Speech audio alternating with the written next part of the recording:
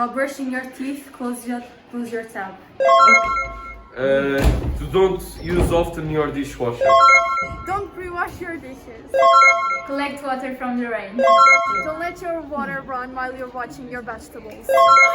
Reduce the time of your showers. Turn off the water when you wash your hair. Do your laundry 2 times a week. Time your gardening. Put a plastic bottle in your toilet tank and turn off the water while brushing your teeth. Please turn off your water when you are washing your face. Use the water in which you boil vegetables to water your plants. And while taking a shower, turn off the water while you're washing your hair and your body.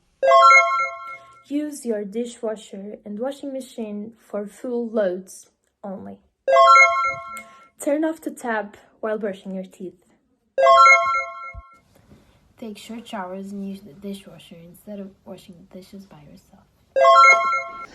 Hello, can you tell me 3 ways to reduce the waste of water? Calma, 3 maneiras de fazer. Reduce your showers. Não!